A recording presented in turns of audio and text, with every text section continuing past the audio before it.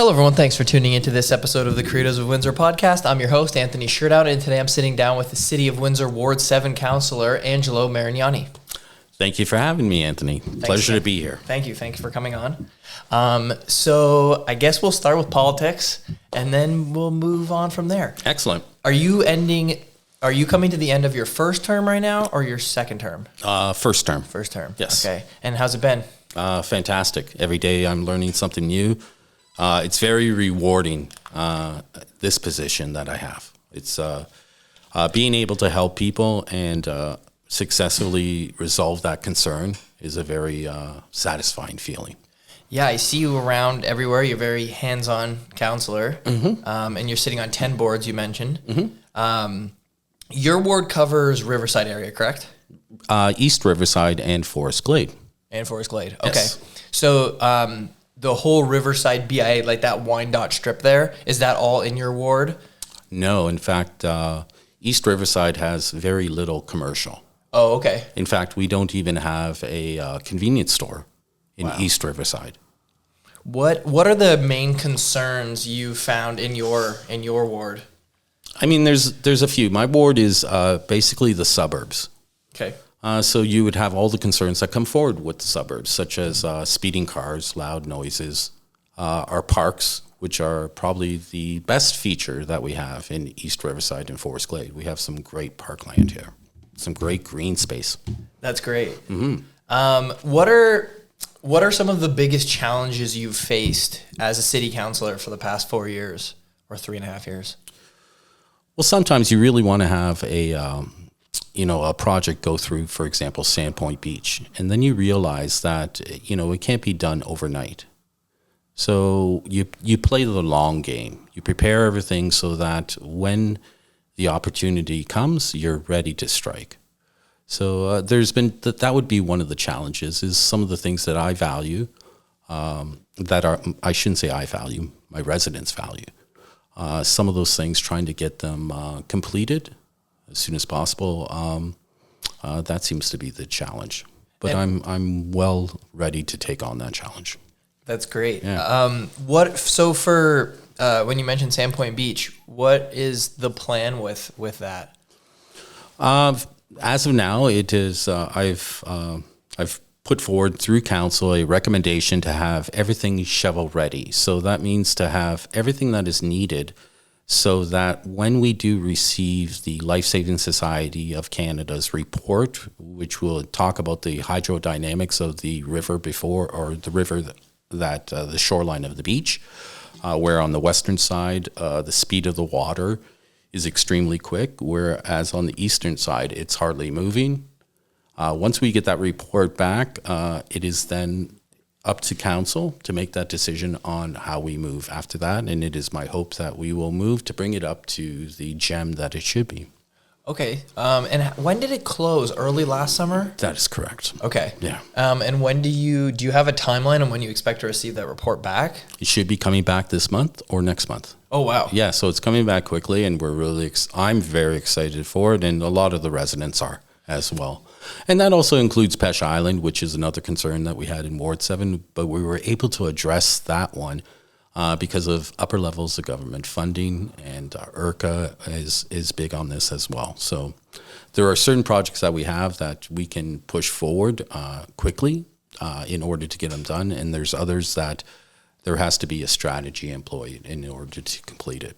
Yeah, how does Peche Island fall? Is that in your ward technically? Yes, it is. Interesting fact, Peche Island is the most northern point in Essex County. Oh, wow, interesting. Yeah. Okay. That's really cool that park is in your ward. Yeah. Because this year the city approved, what was it, $900,000 to get the water flow back through, or something around that? Around that amount. I'm not exactly sure the exact amount, but it is around that amount. Do you think that they'll start working on that early in the spring?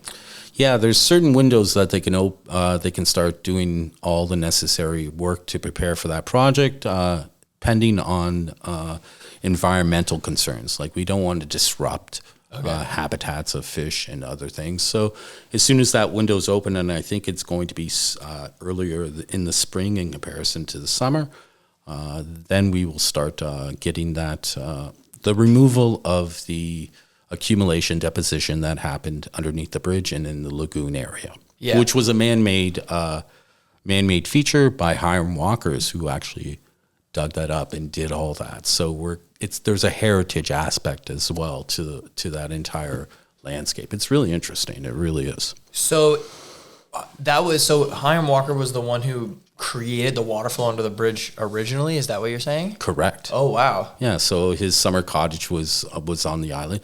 The history of the island goes way back. The prophet of the Great Lakes, of the indigenous tribes or the indigenous people of this area, had the prophet of the Great Lakes there. Pontiac went there to pray before the War of 1812. Like, there's a lot of wonderful history of that island. It's amazing. Pêche Island being the French word for fish. It's the fish island, and there is, a big fish habitat in that area. Yeah, I go fishing out there in the summertime. Excellent. That's my favorite place in all of Windsor and Essex County, is that island. Really? Yeah. That's great. It is beautiful. When you're on that island, are you in the city of Windsor? No. You're like up north somewhere. Yeah, exactly. The Tobermory. Yeah, it's, I try to get out there once a week at least. And really? Yeah, I'm out there all the time. Yeah. Well done. It's my favorite place. I've been going for 10 years now. And do you kayak? Yep.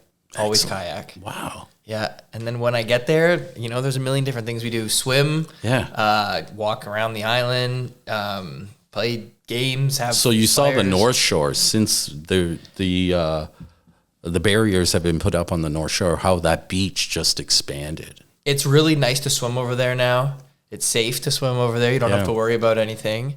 It's great back there. It's good. Like, sometimes I'll go there and I'll do like swimming workouts. Oh, wow. It's a great spot. But every time I paddle straight through and you're going through the island there kind of to the lagoon area, it just doesn't look like you're in Windsor, Essex anymore. Not at all. Yeah, it's beautiful. I love that place. Yeah. And it's great fishing out there too. Mm-hmm. But you have to wake up kind of early, so it's for the good fish. Right. But you always see the fishermen out there because they know that's where, at the mouth of that river, that's where all the fish sort of collect from Lake St. Clair, and before they go in the river, or they don't want to go in the river, the bigger ones stay at the mouth, picking off the little ones. A couple times a year, I'll go out around sunrise, and it always sucks waking up that early. But once you're out there in the boat, it's the best feeling in the world. That's a nice thought. Yeah. So, what are your plans for this upcoming election? Are you running again for the same position you have now? I mean, it would be an honor to take it on again. This is something that I'd have to talk to with my family. It involves a lot. Like, it takes a lot of time away from your family. There's been times where I'm at the Masonic Temple and we're at a Flaming Lips concert, and I'm getting a call from a resident about a pothole, and I'm taking care of it, calling public or messaging Public Works about it, and my wife just gives me the look, like, put that phone down. But I have to thank them, because it does take a lot of time to do this job right, and to respond to people immediately. So this upcoming year, let's have that conversation, and we'll go from there. Yeah, I'm curious. I think a lot of people would love to see you in the role again, especially with all the extras you do. It's good for our community. Oh, thank you. I mean, it's been an honor to just to be in this position. It really is. It opens a lot of doors in meeting people. Mm-hmm. You're meeting a lot of new people, and that for me is exciting. I love people. I love people watching, and just seeing. I love going to airports and seeing the kiss and all that. And so I mean, it's been exciting, and it's been an honor to have this position, and it would be an honor to do it again. Speaking of the airport, you sit on that board as well, correct? Correct. YQG. What does sitting on the board entail? Oftentimes, for example, you have to wear different hats. So as a city councillor, you're looking out for the city of Windsor. But sometimes, let's say on some boards, they would have a different idea. So you put on a different hat, and you look at it from the perspective of the board and how the issue that you're dealing with, and you try to look at a compromise that benefits both parties. And I've often tried to look for that compromise. I think that's success. I don't think taking everything is the right way, but there is an area that we both cross that we can work together to improve, and that's the area, my strategy in trying to resolve any concerns or to move both the board, agency, or committee forward. So are you voting on changes and issues and policies? Is that what you guys as board members do? Yes, pretty much. I mean, some of the boards are the Development and Heritage Standing Committee, and that one you look at projects that are being built in your city, and that one you're really trying to promote. But at the same time, you have concerns from residents about some of this development. So you have to wear both hats. You have to be, yes, we need more development, but the residents are concerned about the problems or the results of that development. Where is the compromise? What can we do? Can we lower it a bit? And by working with the developers, oftentimes we can find those solutions where the residents are happy with the outcome, and so is the developer. Okay. So it's great being on all the different boards and agencies and committees, and just because of everything that you learn in those boards and agencies. For example, I'm the vice chair of the Windsor-Essex County Health Unit. And you learn about, like, for example, this deep freeze that we just had in this past winter. We're going to have a lower amount of West Nile virus infections. We're going to have a lower amount of Lyme disease as a result of the deep freeze. Interesting. Yeah, it is interesting. So it's just fascinating to be part of all these agencies, boards, and committees. Yeah, and it was interesting what you just said about you're trying to find the middle ground to make the residents happy or developers happy. I find that's the hardest thing, and I always feel for politicians because there's always people hating on any decision they make from every side. But more than just a politician who belongs to a party, you as a city councillor don't belong to any party. You're only for the people. Yeah, 100% independent. I've been approached by every party to be part of that party, and I've declined every time simply because I don't want to pull a party's line. I want to pull the residents' line. And sometimes when you belong to a party, you have to follow a sort of policy that you really don't agree with. So for me, it's better to be independent because I'm friends with everyone. I have friends who are liberals, I have friends who are conservatives, and I have friends who are NDP. And I enjoy getting together and having those conversations with them. Yeah, me too. That's how I feel about politics too, and that's why I like the idea of a municipal politician where you don't have to conform to one party's view, and you can vote however you or your residents feel on every issue that comes across the board. I'm sure that's nice. But I'm sure the criticism that comes with being any politician can be a lot sometimes. I value the criticism. To be honest with you, I welcome it. Great. Because oftentimes what will happen is you'll notice something that you missed. And let me tell you, your critics will point that out immediately. And then you improve your strategy as a result of that criticism. And now everyone's important. And the critics are important. We need that opposition, because that opposition is the checks and balances in the policies that we put forward. So for me, I welcome the quote unquote haters, because oftentimes if you review what they're saying and really look at it, you're like, you know what? You bring up a good point there. So how can we change it? How can we make it better? And I guess there's another nice point about not belonging to a party is somebody who doesn't agree with you, you can actually change your opinion and maybe change if enough of your residents have a certain view that maybe you originally didn't have, you can change your mind. And 100%. Yeah. 100%. That must be nice. That is great. Yeah. Yeah. So the next election is, when is it? October? Yeah. In October of this year. When would campaigning for that typically begin? I think May 1st is when you can submit your papers. So anytime after May 1st, you're going to see people who are going to be submitting their nomination papers. And then after that, as soon as you submit your papers, it's full steam ahead. I'm really looking forward to the election this year. Yeah. Especially because I've spoken with so many municipal politicians now, like with the podcast over the past year. Yeah. So I'm really excited to see, who runs again and just the different, it's going to be good. It's going to be great. And you know what? I'm really happy with the council that we have this year, because we all seem to get together and get along. Although there are some things that we don't agree with, there's an understanding that there's a certain amount of respect. Mm-hmm. Yeah, okay, I kind of see it working.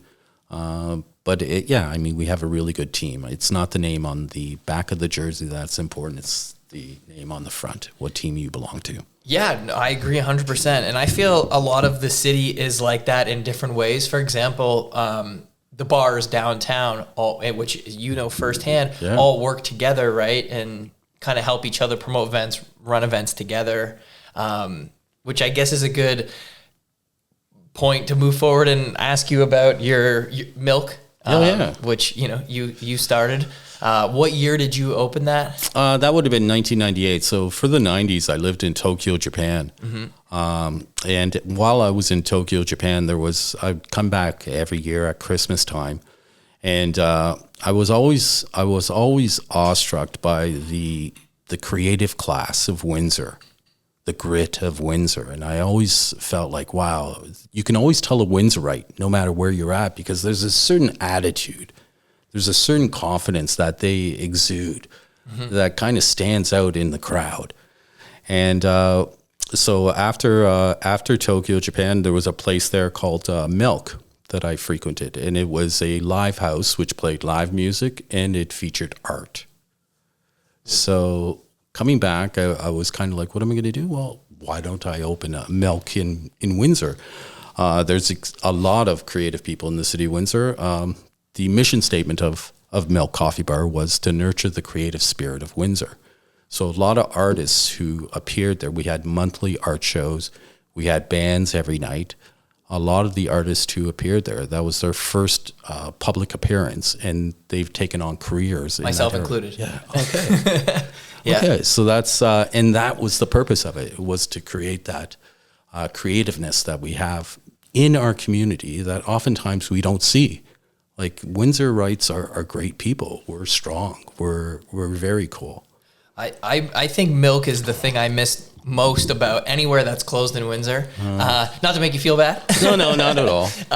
But it was when I was coming up, I was 19, 20, starting my business as a photographer, as an artist, and just trying to dive into the community here. That was the number one spot I would go. Right. Along with Fog as well. Of course. And the Beer Exchange in Villains. But right. Milk was the one I think I gravitated to the most at first. Right. I hosted my first event there while you were still the owner. Right. I hosted a photography contest there. Probably only a few months before you sold it. I hosted that in probably January or February 2016. Yeah. That's about the time I sold it. Yeah. So it was, and it was great. I had my work on the wall there, and it was awesome. And Tom's the best over at Fog too. Right.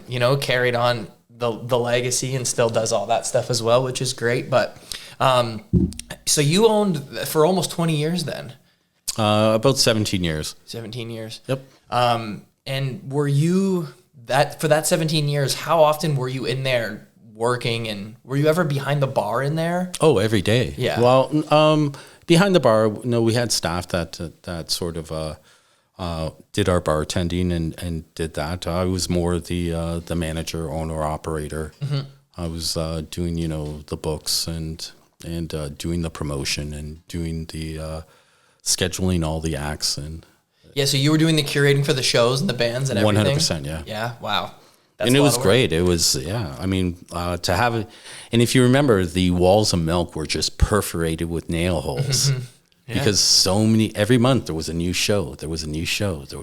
And everyone wanted to arrange their shows differently. And I just, I started filling holes and then realizing, like, this is pointless. Because I kind of I miss the perforated walls of milk. Yeah, between milk and fog, every time I do a show somewhere else, and the owners, and I totally understand, but they say, whenever you're done, just patch the holes. And I just laugh because I remember milk and fog. You didn't even have to bring nails. Yeah. You just got to hang on what was already there. Or you could just put a nail in one of the existing holes to arrange your artwork. Yeah. I don't think I've ever made a new hole at fog or at milk, but I've obviously shown more at fog. Right. And I don't think I've ever made a new hole in the wall there. Okay. And I can put my work piece anywhere I want on the wall. Yeah. You just take the hole that's already there. That's it. Yeah, it's funny. So that's really interesting that you got the concept or the name at least from a place in Japan. Yeah, in Harajuku, it's still there. Wow. The milk bar, and it's just it was just always filled with really creative people, and in a place where everyone is pretty much the same. There's a certain sort of, you don't want to stand out, to have this one group that's super creative, that's cutting the edge of style, design, and idea. That was, for me, like, I loved the place. And coming back to Windsor, that's everyone that I saw. Everyone was, cutting the edge and being, avant-garde. So for me, that was like, and when I got back, it was like, okay, well, I made quite a sum of money there, and I thought, okay, why don't I invest this money in a business? And it took off. It did great. Yeah, it was great.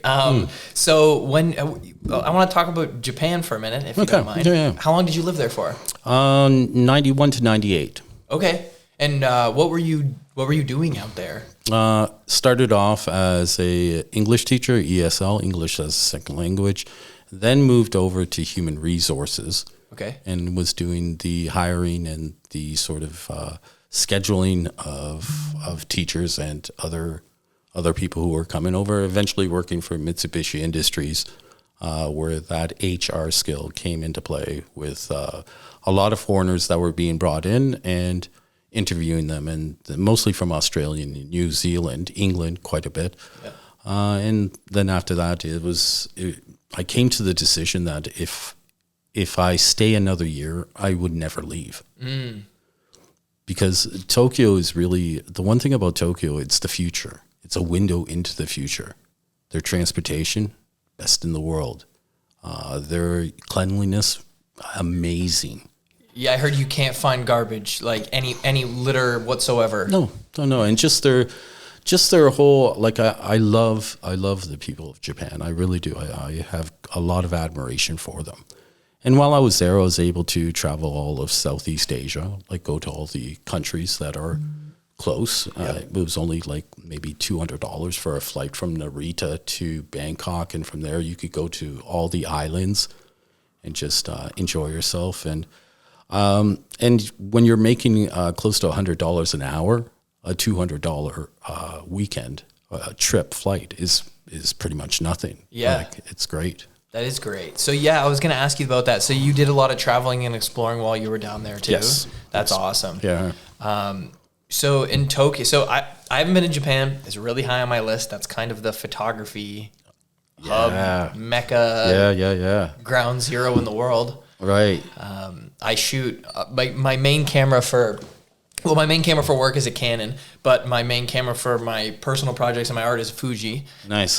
Which is obviously Japanese, but they're all Japanese. Yeah. Nikon's Japanese. There was one store there called Tokyo Hands. Okay. And it was about 15 stories high, but each story was dedicated to a particular craft. Photography was one of them. Electronics was and you could get the most like unusual things like you've never seen before, like really hard to find. And I would spend hours in that store on every floor just looking at these items and just saying, wow, that's so cool.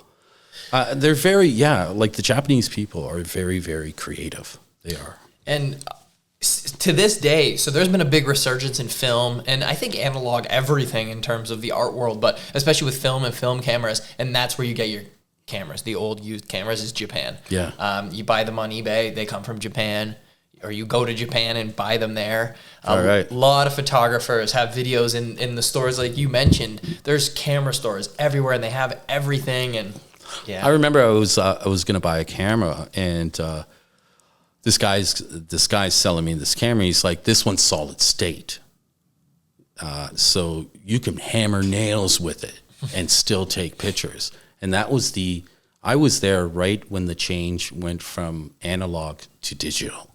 Yeah. So it was interesting to see the advancement of this new technology. And then you come back to Canada, no, it doesn't exist, but it appears 5 years from now or 5 years from then, where, that technology is now the norm. We have our phones that are very much like that. Yeah, you said Japan is a window into the future. That makes sense. If they were doing that in the mid-90s, you're right, the digital really didn't kick off here until the early 2000s. Yeah. So that does make sense that they were about 5 years ahead on that.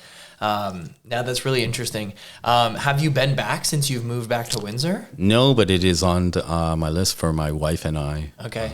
We will be back. I will return to Mount Fuji. Yeah. But I won't climb it again. You climbed it? Yeah. Wow. Yeah, that was that's a story in itself. We won't get into it, but how long does it take to climb that? I started in the afternoon to get there till the next morning. The next morning? Yeah. Wow. Yeah. Interesting. And here's a little fact if you ever decide to climb it. It might be 18, 20 degrees Celsius at the base. Uh-huh. It's, like -1 once you get to the top. Don't wear your shorts. Okay, good. Thanks for the tip. I just got back from Guatemala about a week and a half ago. Wow. I didn't do the hike, but a bunch of other travelers we met had just came from one of the volcano hikes, and there's always lava shooting out. And it's Guatemala in February. It's 110 degrees every day. You can't even go outside in the afternoon. Right. And at the top of it, on all the tours for the hike, they give you coats, gloves, hats, scarves, everything. Yeah, because you don't, you're in the tropics. You don't think that, but elevation does create cold. Yeah, it's crazy, especially seeing how hot it was in the day. And then it's like, yesterday they showed us a picture and they're in all hat and gloves. It's funny. So you're on the downtown BIA board as well, correct? Or I used to be. I used to be the vice chair of the BIA when I had milk. Okay. And that was kind of the inspiration to politics. So sitting on that board, we created projects like Balloonapalooza. I don't know if you remember that. It was a big balloon festival that we had a whole bunch of inflatables in the downtown area. And we did pedestrian walkways. We did facade improvement grants. And, I kind of saw what was being improved in our downtown. And that kind of inspired me in 2010 to run for politics. Oh, okay. Because, I wanted to do more. There was that sort of reward that I received from it in seeing, ideas come to fruition. That's really interesting. So what is the City of Windsor are you on the City of Windsor Small Business Committee? No, I'm not. Okay. Were you on that before? Yes, it was. What is that? Because I saw it on the website and I actually am not really too familiar with what that is. Remembering back to that, it was more ways that we can improve small businesses, and that would be like the facade improvement grant. Okay. Where monies from the levy would be taken and matched to business owners who decided to improve their facade. Dress it up, make it new again. Yeah, okay, that makes sense. You're currently on the Windsor Endowment for the Arts Board, though, correct? No, that was also back in the day. Back when I had milk. So what boards are you on currently? I know you wrote them down because you're currently Development and Heritage Standing Committee, Committee of Court of Revision, Windsor Essex County Health Unit, which I'm vice chair, ERCA, Essex Region Conservation Authority, the Environment Climate Change Standing Committee, YQG, which is our airport, Windsor Detroit Tunnel Corporation, Tourism Windsor Essex Peely Island, International Relations Committee, which I'm chair, and the Windsor Licensing Commission. So there's 10 in total. There was more, but the Civic Esplanade, that committee is now no longer. And then there's always micro committees that you participate in. Yeah. As well. That's a lot of environmental committees. Yeah. Do you have a strong passion for the environment, I assume? Of course, yeah. I mean, that is East Riverside Forest Glade. It's our parks, our green spaces. We have the Little River Corridor. And so there's a lot of, and just like you were explaining, you go to Pesh Island, you're not in the city anymore. Yeah. I go along the Little River Corridor, I'm not in the city of Windsor anymore. I feel, there is that sort of relief. And I think it's really important these public spaces are maintained. A lot of the issues that we're seeing with anxiety and mental concerns, I think, is maybe the removal of these parks. Like I remember, for example, in Tokyo, those parks are highly revered when you have an intense population, because it's there people can go and just breathe and relax with their children, with their pets, or with their friends. Yeah. It's important. It really is important. Yeah. The second last board you mentioned, what was it? International Relations Committee. What does that entail? What do you do on that? Well, we have sister cities throughout the world, and it's to promote Windsor internationally. So no longer, we've had this committee for quite a while, and it's really to sort of develop other connections besides the ones that we currently have. For example, with Mannheim, Germany, or with Lublin, Poland, Gunsan, South Korea. And a lot of these relationships, what happens is it's the icebreaker to bigger developments. So, for example, Nexstar. Nexstar was a South Korean company, and I believe that earlier some of that international relations was that icebreaker that kind of gave the idea, the opportunity, or the invite to bring that facility to the city of Windsor. I'm not saying it's the reason why. Yeah. But everything contributes to what is currently now. Okay. No, that's really interesting.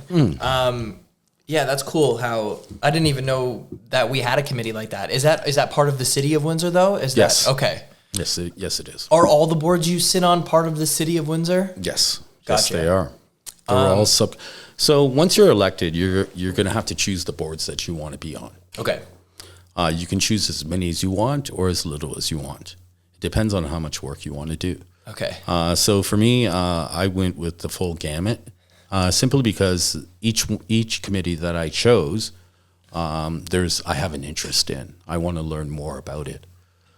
So being part of the committees, once you are elected, you get to choose your boards, your agencies, and your committees, and you go on those committees. IRCA played a big part in the Gordie Howe Bridge, correct? They were a big part of, I guess, the bylaws and getting that bridge started. Right. IRCA always plays. We're right in the middle of the Great Lakes, so IRCA is really about shoreline protection, environmental protection, and that sort of, maintaining our waterways, the species, and all the conservation areas that we have in Essex County, which, by the way, we have a whole bunch that are absolutely beautiful. So if you ever get a chance, do the staycation in Essex County. And just for the summertime, go to one conservation area a week, every weekend. Go to a different one. And you'll be amazed. It's beautiful. It's nature at its best, and it's free. It's something that you can enjoy and just for a moment breathe. Just breathe. Yeah, we do have so many great areas, especially conservation areas. Even just talking about this, I'm just remembering, there's this one. This one. I haven't been to Holiday Beach, for example, is a beautiful place, and I haven't been there in probably 8 years. Right. I spent all my time at Pesh Island, that's why. But no, it's great, and it's a nice reminder to get out and go to all the parks and places our city has. Yeah, John Park Homestead, for example. There's a beach right beside it. My wife and family, we go there. We're the only ones on that beach. Yeah? Yeah. I love going to Colchester Beach. That's a beautiful beach. I like that you kind of start up on the hill and walk your way down there. Right. We have so many beaches. The best part about Windsor is in terms of nature and the outdoors is our water. By far. We're surrounded by water on every side, and the environment changes a lot from the Bell River, Lake St. Clair side to the Lake Erie side, and as you go to the county near Point Pelee, and then when you pass Point Pelee, the geography changes again. Right. And it's so beautiful that I always try to when you're looking for something to do or you're bored, especially in the summertime, just go to the water somewhere. Yeah. It is our best feature. Like our waterfront, we have $1 million view. I've seen cityscapes all over the world, and let me tell you, nothing beats what we have in Windsor looking across the river to Detroit. Yeah. And especially with a lot of the new development that's going on.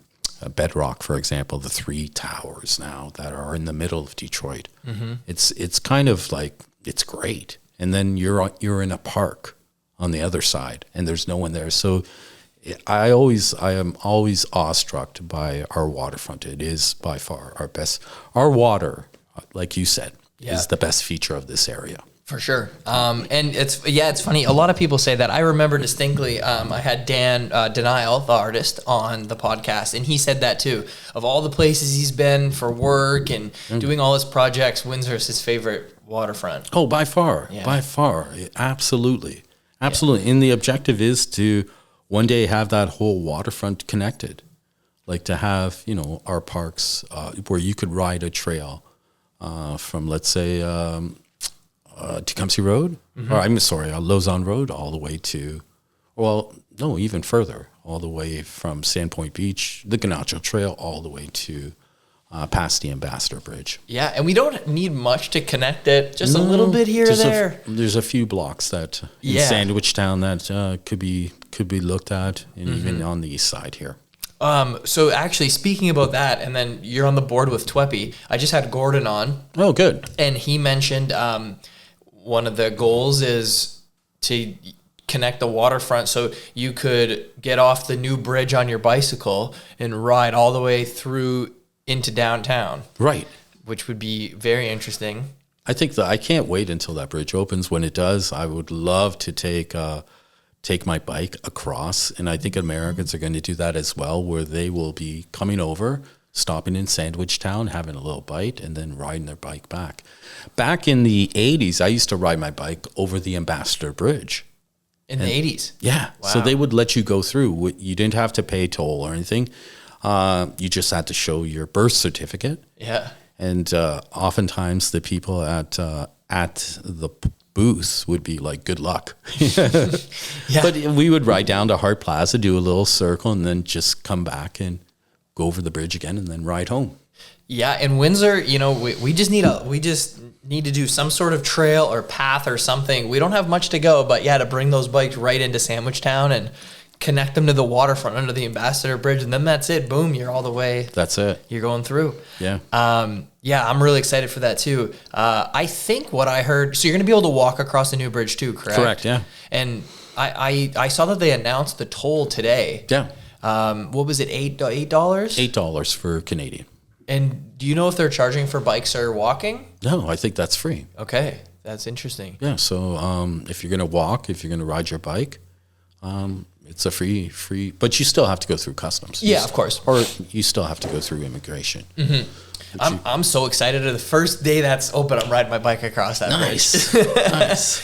But yeah, you know what? Everybody's been talking about the price because the Ambassador Bridge, they rose it to the $14 each way, which is ridiculous. And the tunnel, the tunnel's owned by the city of Windsor and the city of Detroit. Correct.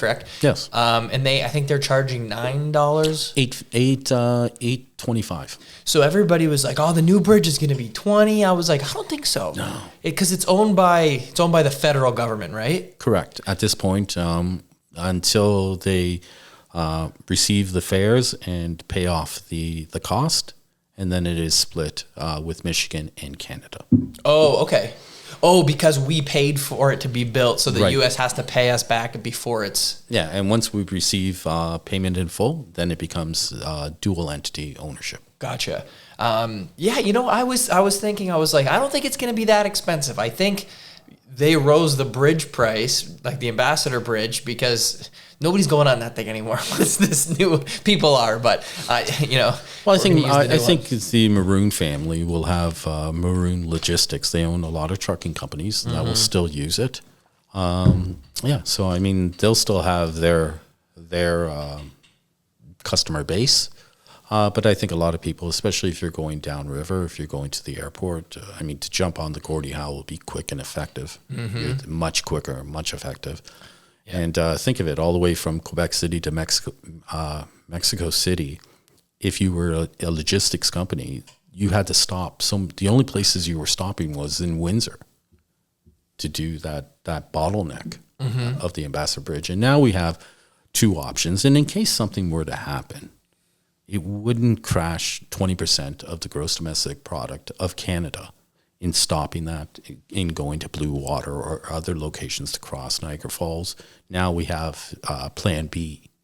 Yeah. So it's just in our own safety and protecting, Canada. Yeah, no, that's a good point. Yeah. Now it's nice to have a backup plan, especially when something so important as 20%, of our economy relies on that crossing. Yeah. That is scary to only have one, especially with the Ambassador Bridge has 2 or 3 lanes, and it's so old that it's nice to have the new one ready to go. Yeah. It's beautiful. It's absolutely beautiful. Yeah. Just it is the most advanced, the most modern bridge in North America. It's really something to see. I had the honor of going to do some photos of the electrical union out there, just with all the workers. Before it was connected, they wanted a photo of everybody with it. Right. And I got to pick some people's brains about how it's set up. And it's just really interesting. Like you said, it's very futuristic. Yeah. If there's a spill on the bridge, for example, and it's a toxic chemical, it gets collected on the bridge. It doesn't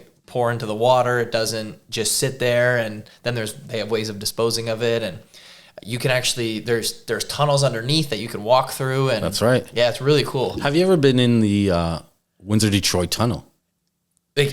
Not in a car? Not in a car, but in the above vent area or the below sewer area? No. Yeah, so it's pretty much the same size above and below. Really? Yes. And the top part is ventilation, also infrastructure and some cables, electrical and that. And the bottom is water management, sewer. Wow. Yeah. So it's kind of perks of being on the board, I guess. Yeah. I was amazed by when I actually saw how massive this thing is. When I was a little kid, I always thought that you were in the water. Yeah. When you'd go through that. And then as I got older, of course, you always ask, because you think it's going to collapse or something. Right. Or there's always that one leak on the wall. Yeah. And it's actually stained the wall because you're like, and you always do that imagination. What if it were to, all of a sudden you saw a wave come your way? Yeah. Whenever we drove with our American cousins back and forth, as soon as we would pass that middle boundary, we, as Canadians, we'd start coughing on the American side, and my American cousins would start coughing on the Canadian side. Yeah, it was just it's a part of our history. It's amazing. And I always like my experience at the tunnel. I feel like it's very smooth, even though it's only one lane. It always moves very quick. Oh yeah, before my wife and I used to go to Detroit often, twice a week. And I was always impressed with the idea that she would say, hey, you know what? Let's go home. Let's go watch Saturday Night Live. And it's 10:30. And we would be out on our couch by 11 watching Saturday or the news and then Saturday Night Live. It only took less than 15 minutes to go from Hart Plaza to East Riverside. Yeah. Which, wow. Another huge perk of our city is that we don't have to live in a big city, but we got one right there. Think of it.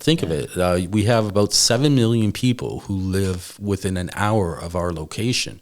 The only other cities in Canada that can say that are Toronto and Vancouver.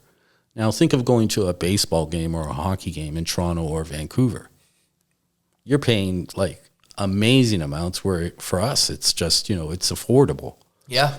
It is, and it's easier to get to too. Have you tried to drive to the right downtown Toronto? Yeah, I've got a few spots in Detroit that I used to park for free, and it was we were downtown. We were going to a show at the Jazz Club Cliff Bell's this summer. Oh, nice. But there was a Tiger. It was, when was it? I can't remember. Maybe September. So there was a Tigers game and a Lions game, I think, at the same night, and a concert. or a piston kit, whatever. There was 3 things going on. Parking everywhere downtown was $100 American. It was crazy. I drove 3 blocks past Little Caesars, parked for free, and then just walked 10 blocks. You know, that's the nice thing about Detroit is it's so big that even when it's jammed in one area, you can get out of it pretty quickly. And there's some great spots that I'm looking forward to going back. Not right now, but in a few years. It's nice to reminisce and think about all the good times you've had over there. So that was a great chat. I really like chatting with you. Got some great insight. Is there anything that we didn't touch on that you think you want to talk about? Not really. I mean, one of the prouder things, let's say in the past Ward 7, one of the really happy moments that I had during my time here as councillor was earlier in 2025 when the budget was released. There was $1 million that was allotted for milling and paving of roads. And once the budget was completed, I asked for the entire mill and pave allotment for Bandwell Road. When I said that, every councillor around the table just gave me this look. Like, that's where you're only supposed to get 100,000. You're not supposed to get the full $1 million. It's supposed to be divided. Well, sure enough, we got the full $1 million. So one of my happy moments is Bandwell Road, which used to be the worst road in the city of Windsor, now is the best road in the city of Windsor. And those are the moments that you really feel like, Actually, that brings me up something I want to talk about. So is all the way to Bandwell and EC Row, is that still you? Yeah. What are they? I know they're building something because of the overpass. energy plant. Yeah. Is that what it's going to be? An overpass? Yeah. So you'll be able to go, I don't know, what would that be? North, south, I guess. You'll be able to cross over EC Row. Correct. Okay. All the way to County Road 42, which is now Cabana Road. Yeah. Cabana Road East, right? And currently, I think there's, I'm not exactly sure. I think it's around 25 million, and we're widening Bandwell Road. So Bandwell Road will have 2 dedicated lanes going either way with a dedicated left turn lane. So it's going to be way more efficient, way more effective. And that's to prepare for the hospital, which is going to be built on Cabana Road, which I heard there is an announcement coming out soon on that, which is very exciting, as well as the battery plant. So, that's really interesting because I was at the battery plant doing some work there back in the summer when they were kind of just opening, and there was only a few employees, mostly supervisors and stuff, and the CEO was there from South Korea. I forget his name right now. I'll remember it. And they were asking him, and his staff, the higher ups, what they were going to do about traffic, because now thousands of people every day at whatever 4:00 have to be stuck at that. Right. So that's why the overpass is being built. And that's one of the reasons. Yeah. One of the reasons, and the hospital. Keep in mind too, it was the only crossroad in the city of Windsor that didn't have a grade separation. So every other crossroad, be it Dominion, be it Dougal, be it Walker, has that grade separation. So this was the last part of that project, of that piece, and it's coming along quickly. It's coming along. It's going to be great once it's there, because it's just going to save a lot of time for the residents in East Riverside to get downtown. Yeah, you know what? I never thought about that that's the only one in Windsor, because L'Esperance and Manning aren't Windsor. Tecumseh. Yeah, interesting. Is there, I should probably know this, but no. Is there a spot, did they pick where the hospital's going to go? Yes. Where is it? 9th and Cabana. 9th Concession and Cabana. Okay. Is that would be further or closer than Bandwell? That would be, from this perspective, closer. Closer. So closer to city center than where Bandwell is located. Gotcha. Is that right by the airport? Is that where it would be? Correct. Gotcha. Yes. Okay. 9th, you know where that where there was that corn, whenever it was corn season, there was always the corn truck there. Yes. Right there. That's the location. That's the location. Yeah. Is there a timeline for that or anything? They will be breaking. This is heard it first here on this podcast. They will be breaking ground, I believe, this year. Okay. Wow. Yeah. And do you know how long does it take to build a mega hospital? Yeah, that's a question I cannot answer. Okay. I wish I could. It's something that's been, while campaigning, while talking to the residents, that's something that's a concern because we do need it. Mm-hmm. We definitely need it. And so it's coming along. And I believe the groundbreaking will be sometime this year. Wow, that's really interesting. Actually, another question: Do you have what ward does that fall in? That would be Councillor Kieran McKenzie's ward. Okay, so that would be I'm not exactly sure his ward number. I think it's 9. Okay, I'm not sure either. It's hard because the numbers don't Right. They don't really make sense. we used to have just 5 wards with 2 councillors in each ward. And then they made the ward smaller, and they increased the number, they made the ward smaller and increased the number of councillors to those wards. Because if I'm not mistaken, I think when I had Mayor Dilkins on, when he was the ward councillor for this area, it was 3 times the size. I think it was the old size. And then it shifted. So I don't think it's been that long, maybe 15 years. 16, yeah. 16. So Percy Hatfield and Joanne Gignac used to be the councillors in East Riverside Forest Glade. Okay. And then... there was 2 of them. There was 2 for one ward. For one ward. But the wards were twice the size. Yeah. So basically they just revisited the ward boundary and made it 1 councillor per ward.